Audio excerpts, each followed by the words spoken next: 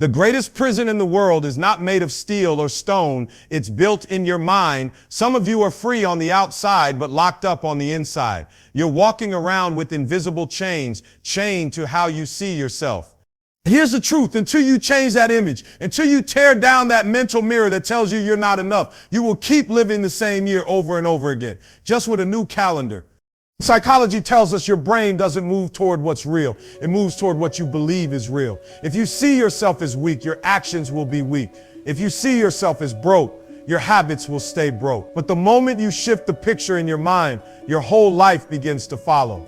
I'm not here to motivate you. I'm here to expose you to the lies you've been telling yourself, to the limits you've been putting on yourself. Because the truth is your future is waiting on one thing, not money, not luck, not somebody else's approval. It's waiting on you to change the way you see you.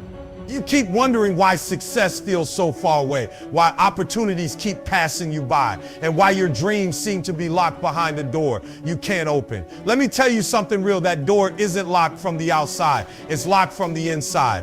You've been holding the key the whole time, but as long as you see yourself as a victim, you'll never turn it. Life is not about what happened to you. It's about what you choose to do with what happened. Too many of you are rehearsing pain. Like it's a script. You wake up every day and instead of writing a new chapter, you're reading the old one again and again. Hear me, your past is not a life sentence, it's a lesson. You don't get paid for complaining about the storm. You get paid for learning how to sail through it. Marcus Aurelius once said, you have power over your mind, not outside events. Realize this and you will find strength. Stop handing your power to the people who hurt you, the bosses who doubted you, the circumstances that broke you. The longer you point fingers, the longer you stay stuck. Think about it. If two people grow up in the same neighborhood, face the same struggles, and one becomes successful while the other stays bitter, what's the difference? It's not the environment, it's not luck, it's perspective. One person decided to see themselves as the author, the other as a victim of the story. And authors don't just take what life gives, they create the ending they want. You've got to stop saying, why me? And start saying, try me. You've got to stop asking for sympathy and start building your strategy. The world doesn't move for pity, it moves for persistence. When you own your story, even the ugly chapters, you take back the pen. You tell life, I will not be written by pain, I will be written by purpose. So here's the truth. You can either keep telling the world how unfair your situation is, or you can rise up and show the world how unstoppable you are in spite of it. The day you stop seeing yourself as a victim is the day you start seeing yourself as victorious. Listen to me, the picture you carry of yourself inside your head is either your prison or your passport. You can't outrun it. You can't out-hustle it because every action you take is chained to the way you see yourself. If you see yourself as average, your grind will be average. If you see yourself as unworthy, you will sabotage every opportunity that comes your way. It's not the world that's limiting you, it's the mirror. Your brain has been trained to follow the story you feed it.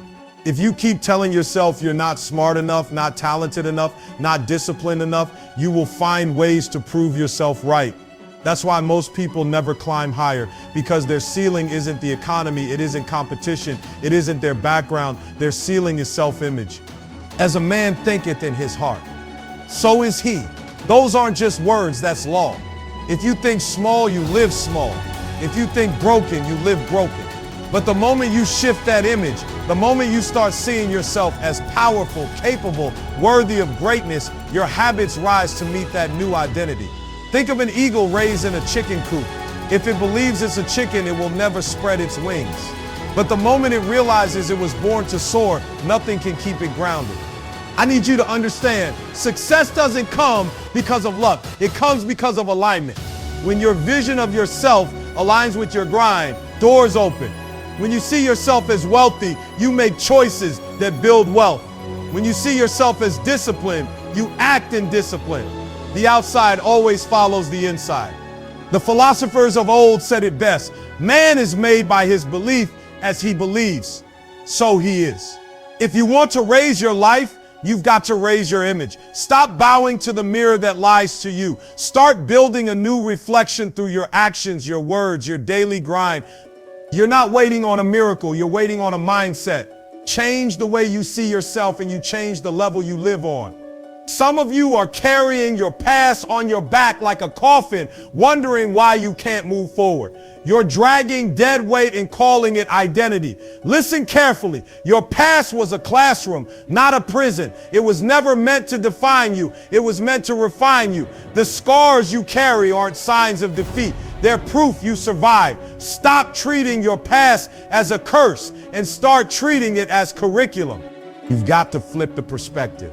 Every mistake, every heartbreak, every failure was training. You think the fire came to burn you, but the fire came to build you. A blacksmith doesn't curse the flame. He uses it to shape the iron into something stronger. Your pain wasn't wasted. It was shaping the steel in you. The problem is you keep rehearsing what broke you instead of learning from it. You keep saying, I failed before, so I'll fail again. No failure is not final unless you quit. The wisest of the ancients said, the obstacle is the path. That means the very thing you thought was stopping you is the very thing that will grow you. If you let it, think of a seed. Before it becomes a tree, it has to be buried in the dark. It has to be pressed under dirt, unseen, forgotten. But that pressure, that darkness doesn't kill the seed. It activates it. That's your story. The past buried you, but it also planted you. The difference is in how you see it. If you think you were buried, you'll stay underground. If you think you were planted, you'll rise. And don't misunderstand me. I'm not saying erase your past. I'm saying redefine it. Instead of saying I was broken, saying I was built. Instead of saying I was rejected, saying I was redirected. Your past is either the excuse you use to stay down or the evidence you use to rise up. So hear me clear. The past is not your identity. It's your inventory. You don't live in it, but you draw strength from it. The ashes of yesterday don't determine the fire of tomorrow. Your past was preparation, not punishment. Let it refine you, not define you. You can't change the way you see yourself. If you're surrounded by people who only remind you of your limits, look around. Your environment is a mirror. The people you talk to, the voices you listen to, the circles you walk in, they're all showing you a reflection. If that reflection is small, you'll live small. If that reflection is broken, you'll believe you're broken. But if that reflection shows greatness, you'll start to see the greatness in you. No man becomes powerful in isolation. Even the strongest need iron to sharpen iron. If you're the sharpest in your circle, you're in the wrong circle. If you're the only one pushing for more, then you're not surrounded by mirrors of growth. You're surrounded by walls of comfort. The ancients said it plain. Tell me who your friends are, and I will tell you who you are. That's not just philosophy, that's psychology. We absorb the energy of the people around us. Think about it. If you put a clean garment into muddy water, the water doesn't get cleaner, the garment gets dirty. The same goes for your spirit. You can't expect to see yourself as disciplined, powerful, and destined for success if all you hear is gossip, negativity, and small-minded chatter. That's like planting a seed in poisoned soil and wondering why it won't grow. But when you get around people who think bigger, people who grind harder, people who see potential instead of problems, their reflection becomes your reflection. You start holding yourself to a higher standard because mediocrity looks embarrassing when greatness is standing next to you. I've seen it. Someone with no belief in themselves, no vision, step into a room filled with builders, dreamers, fighters, and suddenly they rise. Not because they changed overnight, but because the mirrors around them showed them a new version of themselves. That's the power of environment. So stop clinging to circles that keep you blind to your own potential. Stop walking with people who clip your wings when you were born to fly. Choose mirrors that reflect the giant in you, not the coward. Choose voices that remind you who you can be, not who you used to be.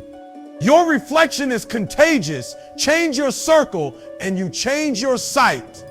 The loudest war you'll ever fight is not out there in the streets, not in the office, not against competitors. It's the war in your own head. That voice that tells you you're not enough, that whispers you'll fail again, that convinces you to quit before you even start. That voice is lethal. If you don't silence it, it will silence your destiny. Understand this. Your words are seeds. If you keep planting doubt, fear, and weakness. Don't be surprised when your life grows in the same soil. The wise once said, "What a man thinks, he becomes." I'll take it further. What a man says to himself, he lives. If every time you wake up, you're telling yourself, "I can't, I'm tired, I'll never make it," then you are feeding the very poison that will choke your dreams. Think about a runner at the starting line. Two athletes, same training, same ability. One whispers, "I'm ready." The other whispers, "I'm not sure I can." Before the gun even fires, the race is already decided, not by muscle, but by mindset. That's the power of the inner voice. I'm not telling you to pretend life is easy. I'm telling you to change the conversation. Replace "I can't" with "I will." Replace "it's too hard" with "this is preparing me." The voice in your head should not be your enemy. It should be your coach. And you control that switch. You can feed fear or you can feed faith. Look at history. The strongest warriors weren't the ones with the biggest armies. They were the ones who mastered their minds. They understood that victory starts inside before it shows outside. You've got to take the same stance. Every time the negative voice rises, you fight back. Speak life into yourself. Declare power. Even when you don't feel it, declare it until you believe it. Because here's the truth. The voice you listen to most is the voice that wins. If you give negativity the microphone, it will bury you. But if you amplify belief, discipline, and resilience, it will resurrect you. Kill the negative voice before it kills you.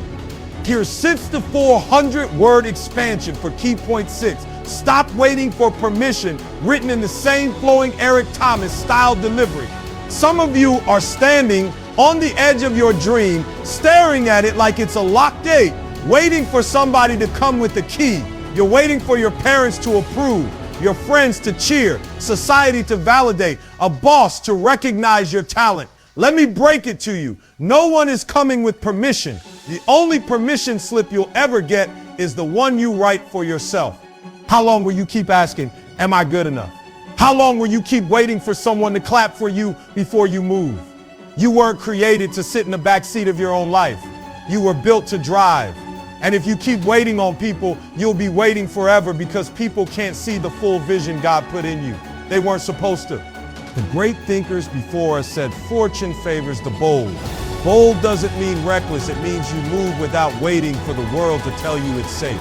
Every invention, every breakthrough, every movement in history happened because somebody stopped waiting for approval and said, "I'm going to make it happen." Think about a child learning to walk. Nobody gives them permission to take that first step. They stumble, they fall, they cry, but they keep moving until they master it. Now imagine if that child waited until everyone around them approved before trying again. They'd still be crawling. That's exactly what some of you are doing with your dreams. Crawling through life, waiting for applause that may never come. You've got to stop living for validation and start living for vision. The world will doubt you, question you, criticize you, but it's not their job to believe in you, it's yours. You don't need a committee to sign off on your destiny. You don't need a vote to decide your worth. You don't need a certificate that says you're ready. You are ready when you decide you sit. Ready. So hear me, stop waiting for permission. Stop waiting for perfect timing. Stop waiting for the green light. Your life is the green light. The day you stop asking for approval is the day you start walking in power. Don't tell me who you think you are. Show me in your habits. Words are cheap. Behavior is the real biography. You can shout, "I'm disciplined, I'm hungry, I'm destined for greatness." But if your daily habits scream laziness, inconsistency, and excuses, then the truth is louder than your mouth. Your habits are the receipts of your belief system. If deep down you see yourself as a failure, you'll act like one, you'll procrastinate, cut corners, and give up halfway. But if you truly see yourself as a winner, as someone with purpose, you'll wake up early, you'll sacrifice, you'll stay locked in when everybody else is drifting. The old saying goes, "We are what we repeatedly do." Excellence then is not an act, but a habit. You don't rise to the level of your dreams. You fall to the level of your discipline. Think of a farmer. He doesn't say, "I believe in harvest," and then sit on his porch all season. His belief shows up in the daily grind, plowing, planting, watering. Whether he feels like it or not, his habits reveal his faith. And when the season shifts, the harvest comes, not because he talked about it, but because he lived it. The same is true for you. Stop telling the world you're committed and then sleeping through opportunities. Stop claiming you want wealth while wasting hours on distractions. If you saw yourself as a builder, you'd be building. If you saw yourself as a leader, you'd be leading. Your identity is proven not in the declarations you make, but in the disciplines you keep. And understand this: habits don't just happen, they're chosen. Every time you skip the gym, every time you hit snooze, every time you waste time scrolling, you're casting a vote for the person you believe you are. But every time you push through, every time you practice discipline, you're casting a vote for the future. One vote won't define you, but consistent votes create the identity you live by. So here's the challenge. Stop waiting for confidence to build habits. Build habits and confidence will follow. Change the way you see yourself, and then let your habits prove it to the world. Because at the end of the day, who you are is not what you say, it's what you do. Some of you are stuck, not because you don't have the ability, but because you refuse to let go of the version of yourself that's comfortable. You keep holding on to an identity that's too small for the future. You say you want growth demands death, the death of the old you. You can't carry yesterday's mindset into tomorrow's opportunity. The truth is, outgrowing hurts. It means leaving behind habits that once felt safe. It means walking away from circles that no longer feed you. It means breaking patterns that gave you comfort but also kept you average. You've got to be willing to bury the old self so the new self can breathe. Like the wise one said, the snake which cannot shed its skin must die. If you don't evolve, you expire. Think about a tree. Before it stretches higher, it sheds leaves. The shedding is proof of life. It's uncomfortable. It looks bare for a season, but it's the only way for new growth to come. Some of you keep clinging to the dead leaves of your old identity, wondering why you feel stuck. You're not stuck. You're refusing to shed. Your old identity whispers, stay safe, stay predictable, stay small, but your new identity is calling you higher. Risk, grow, stretch, expand. You can't be both. You can't say, I want transformation, and then protect the very habits that keep you the same. You can't declare you're destined for greatness and then cling to mediocrity like it's a lifeline. Look back at your own story. Every breakthrough you've ever had came when you let go of something: fear, doubt, excuses. And every time you leveled up, you lost a piece of who you used to be. That's not weakness, that's progress. The caterpillar doesn't become a butterfly by staying in its old skin. It struggles, it breaks, it transforms. So stop trying to drag your old identity into your new season. Stop trying to convince yourself you can grow without letting go. Transformation is not about adding more. It's about releasing what no longer serves you. Be willing to outgrow your old self, because the version of you that got you here is not the version that will take you there. Everybody wants the trophies, the applause, the spotlight. But let me tell you, success doesn't start with what's outside of you. It's not the car, it's not the house, it's not the title. Success is an inside job. If you don't conquer the war within, you'll never conquer the world around you. The ancient philosophers used to say, no man is free who is not master of himself. Think about that. You can't call yourself successful if your emotions control you, if fear dictates your choices, if doubt is louder than your faith. External victories mean nothing if internally you're still enslaved. Look at a soldier preparing for battle. Before he faces the enemy outside, he trains, disciplines his body, sharpens his mind. Victory starts before the war is even fought.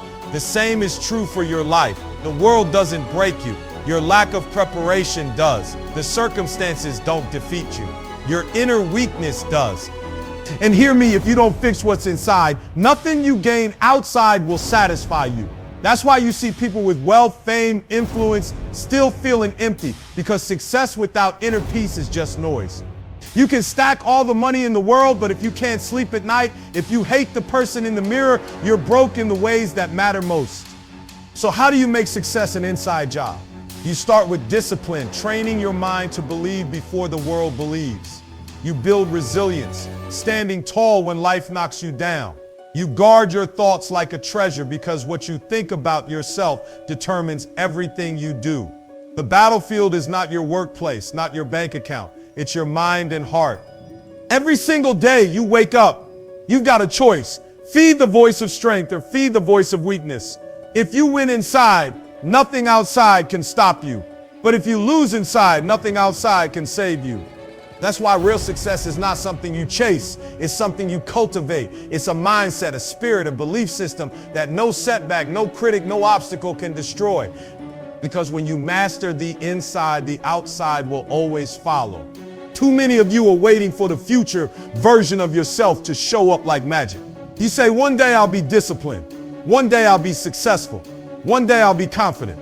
But listen, one day is a lie. You tell yourself to stay comfortable today.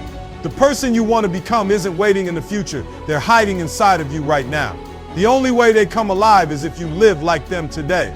The wise once said, act the part and you become the part. If you see yourself as a leader, then stop waiting for the title. Lead right where you are. If you see yourself wealthy, then stop wasting your money and your time. Manage them like wealth is already in your hands. If you see yourself strong, then start moving like strength is already your identity. You don't grow into the person you dream of by waiting. You grow into them by behaving like them. Now, think about an athlete preparing for the big stage. They don't wait until championship night to act like a champion. They train, eat, sleep, breathe like champions long before the trophy is in their hands. By the time the world sees them win, they've already been living like winners in private. That's the secret. You live it before you see it. The same applies to you. Stop waiting for external proof before you start carrying yourself differently. You say, but I don't have the resources yet. Start with what you have. You say, but nobody sees me yet. Let them sleep on you. Your habits are awake. You say, but I failed before. Failure is not who you are. It's just who you were. Live like the future you, not the past you. And here's the power in this. When you live as if you're already that person, your environment eventually bends to match your identity. Doors open, people notice, opportunities align, not because you're lucky, but because you've been consistent. So stop waiting to become, decide to be. Walk it, breathe it, live it. Every action, every choice, every moment, show up as the person you see in your vision. Because the truth is, you don't become your future, you reveal it. Now hear me. Everything I've been telling you comes down to this. Your life changes the moment you change the way you see yourself. Not tomorrow, not next year, right now. You've been walking around carrying labels that don't belong to you, listening to voices that never built you, and believing lies that were designed to keep you small. But the moment you decide to rewrite that picture, the moment you choose to see yourself as capable, as worthy, as unstoppable, that's the moment your whole world shifts. So stop waiting for validation. Stop negotiating with your old identity. Stop crawling when you were built to fly. Look in the mirror and make a decision. I'm not who they said I was. I'm not even who I used to be. I am who I decide to be. That's power. And the call today is simple. Don't just listen to these words. Act on them. Walk out of here with new eyes, new habits, new energy. Live like the person you want to become until the world has no choice but to recognize it. Because the truth is, you've got one life, one shot, and one identity worth fighting for. Own it.